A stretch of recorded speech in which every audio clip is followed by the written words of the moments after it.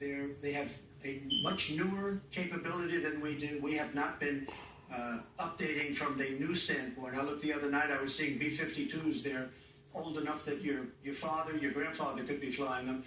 We are not keeping up with other countries. I would like everybody to end it, just get rid of it, but I would certainly not do first strike. I think that once the nuclear alternative happens, it's over. At the same time, we have to be prepared. I can't take anything off the table, because you look at some of these countries, you look at North Korea, we're doing nothing there. China should solve that problem for us. China should go into North Korea. China is totally powerful as it relates to North Korea. And by the way, another one powerful is the worst deal I think I've ever seen negotiated that you started as the Iran deal. Iran is one of their biggest trading partners. Iran has power over North Korea. And when they made that horrible deal with Iran, they should have included the fact that they do something with respect to North Korea. And they should have done something with respect to Yemen and all these other places. And when asked to Secretary Kerry, why didn't you do that? Why didn't you add other things into the deal? One of the great giveaways of all time, including $400 million in cash. Nobody's ever seen that before. That turned out to be wrong. It was actually $1.7 billion in cash. Obviously, I guess, for the hostages, it certainly looks that way. So you say to yourself, why didn't they make the right deal? This is one of the worst deals ever made by any country in history. The deal with Iran will lead to nuclear problems. All they have to do is sit back 10 years, and they don't have to do much, and they're going to end up getting nuclear. I met with Bibi Netanyahu the other day. Believe me, he is not a happy camper. All right. Mrs. Clinton, Secretary Clinton, you have 2 minutes. Let me start by saying words matter. Words matter when you run for president, and they really matter when you are president. And I want to reassure our allies in Japan and South Korea and elsewhere that we have mutual defense treaties and we will honor them. It is essential that America's word be good.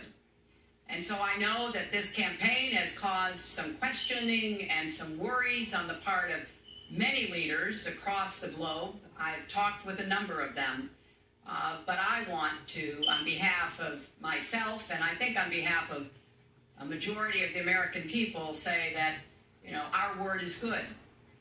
It's also important that we look at the entire global situation. There's no doubt that we have other problems with Iran, but personally I'd rather deal with the other problems having put that lid on their nuclear program than still to be facing that. And Donald never tells you what he would do. Would he have started a war? Would he have bombed Iran? If he's going to criticize a deal that has been very successful in giving us access to Iranian facilities that we never had before, then he should tell us what his alternative would be. But it's like his plan to defeat ISIS. He says it's a secret plan, but the only secret is that he has no plan. So we need to be more precise in how we talk about these issues. People around the world follow our presidential campaigns so closely, trying to get hints about what we will do. Can they rely on us? Are we going to lead the world with strength and in accordance with our values? That's what I intend to do. I intend to be a leader of our country that people can count on, both here at home and around the world, to make decisions that will further peace and prosperity, but also stand up to bullies, whether they're abroad or at home. We cannot let those who would try to destabilize the world, to interfere with American interests and security, to be given any opportunities at all. Let's do one thing I'd like to say. Very quickly. I will go very quickly, but I will tell you that Hillary will tell you to go to her website and read all about how to defeat ISIS, which she could have defeated by never having it, get going in the first place. Right now it's getting tougher and tougher to defeat them because they're in more and more places, more and more states, more and more nations. Mr. Trump. And it's a big problem. And as far as Japan is concerned, I want to help all of our allies. But we are losing billions and billions of dollars. We cannot be the policeman of the world. We cannot protect countries all over the world where they're not paying us what we need. We have just a few final She doesn't questions. say that because she's got no business ability. We need heart. We need a lot of things, but you have to have some basic ability.